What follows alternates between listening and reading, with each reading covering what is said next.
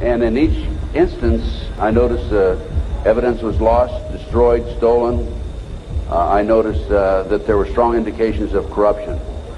So I asked myself, now what's going on here? And over the years, I started gathering material until about 2 years ago. Up until about 2 years ago, I kept saying there's a loose-knit network operating in this country involving drugs, pedophilia, pornography, prostitution, corruption, etc., etc. 2 years ago, from my research, I'm convinced it's much more serious than that. It's more than a loose-knit network. It is a conspiracy. Because I guarantee you, right here and now, we do have a conspiracy, and I'm going to prove it to you here today. After one of my lectures, here's about 2 years ago, this is why I changed my mind from and using the word loose-knit network to conspiracy. After one of my lectures, a gentleman came up and gave me a book. He said, "Ted, here's what it's all about. Take this book and read it." And this is the book, folks. It's called Pawns in the Game.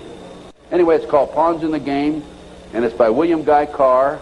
William Guy Carr had the same problem I did. He wanted to know what's going on in America and around the world. He was a Canadian, however, and as a result of his research, he wrote this book. So, we have the Illuminati. Now, the Illuminati was established in 1776 by a fellow named Adam Weishaupt. In 1773, he was commissioned by one of the Rothschilds, House of Rothschild, to put together an organization called the Illuminati. And he culminated his work in May the 1st, 1776. If you'll notice, that's a communist holiday. But some of his goals, and the goals that he was commissioned to set up, there were 25 of them. And here they are right here. Here's the beginning of it right here. And then rather than read each one of them, I'm going to summarize it, okay, because we got a lot of work to get into. Number one issue was men are inclined to evil rather than good. Number two goal and issue was to preach liberalism. Number three, use the ideas of freedom to bring about class wars. That's what we're doing today. Number four, any and all means should be used to reach our goals as they are justified. Any and all means. Number five, their rights lie in force. We're talking about the Illuminati rights lie in force. Number six, the power of our resources must remain invisible until the very moment when it has gained the strength that no cunning or force can undermine it. And if you will notice, it's been very few people know about the Illuminati, so they have maintained their invisibility until most recently. Number seven, advocated mob psychology to obtain control of the masses. Number eight, use alcohol, drugs, moral corruption, and all forms of vice to systematically corrupt the youth of the nation. How about South Central L.A., CIA drug operations coming in there?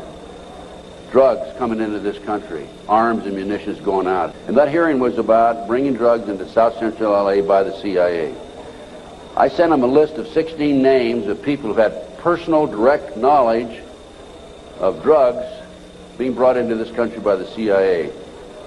Never heard another word. None of those people ever appeared as witnesses. Number nine, seize property by any means. We're seeing that on a daily basis. Farmers, businessmen, people who are arrested on nebulous charges, their property's being taken away from them. Here's an example right here. This lady right here, she lost everything. Everything. They've come out and raided her house twice, Linda. Twice, Linda. This lady had a house that she bought before her marriage. It was in her name, and they seized it. She no longer has that house. Number 10, deal with the use of slogans such as equity, liberty, fraternity into the mouths of the masses in psychological warfare. Boy, if that isn't Bill Clinton, I never saw it and never heard it before. Number 11, dealt with war. number 11 theory and goal. In 1773, Adam Weishaupt set down policies that were publicly announced in 1939, folks. 1773, publicly announced 1939 by Britain and the United States. And the war should be directed so that the nations on both sides are placed further in debt and peace conferences conducted so neither combatants obtain territorial rights. Yalta. Perfect example. Stalin, Roosevelt, Winston Churchill after World War II. Number 12. Told those present that they must use their wealth to have candidates chosen to public office who would be obedient to their demands and would be used as pawns in the game by the men behind the scenes. The advisors will have been bred, reared, and trained from childhood to rule the affairs of the world. We have that today without any question. The men behind the scenes. Number 13, control the press. If you heard my lecture yesterday on Oklahoma City, I documented that the mainstream media is being controlled by the big power people, by the phony politicians, by the bureaucrats, without any question about it. Number 14, their agenteurs will come forward after fomenting traumatic situations and appear to be the saviors of the masses when they are actually interested in just the opposite, the killing of the masses. Number 15, create industrial depression and financial panic, unemployment, hunger, shortage of food.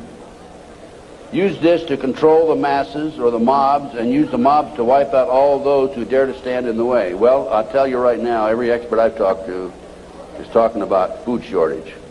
And we also know about the market crashing here in October. That number 16, infiltrate into the secret Freemasonry to be used for their purposes. That's been documented many times. Number 17, expound the value of systematic deception, use high-sounding slogans and phrases, and advocate lavish promises to the masses, even though they cannot be kept. George Bush was good at that too, by the way. What's the difference between the Republicans and the Democrats high up? Nothing. Zero. If you look at the logo of the Republican Party, you know the elephant with the 3 stars across the top? Well, if you look at it today compared to 2 years ago, the stars have been inverted.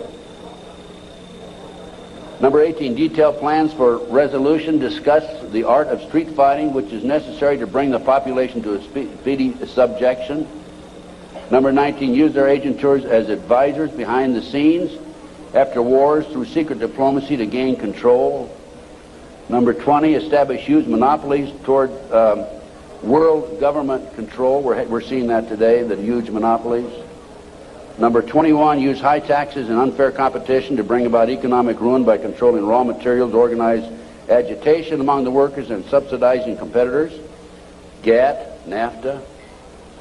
Number 22, build up armaments with police and soldiers sufficient to protect our interests. A few years ago, we had 11 federal agencies that were authorized to carry sidearms, firearms. Now we have 39. Number 23, members and leaders of the one world government would be appointed by the director. Number 24, infiltrate into all classes and levels of society of government for the purpose of fooling, bemusing, and corrupting the youth members of society by teaching them theories and principles that we know to be false.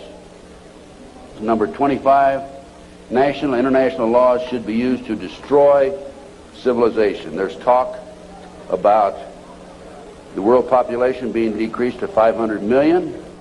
When the Illuminati was discovered, they developed a tactic that was given to them by Weishaupt, that when they get discovered, they are to dive down and then come up into the surface again under a new name with different leaders, but it's actually still the same organization. And they've done this time after time after time. Most people don't even know that the name of the Illuminati wasn't their original name.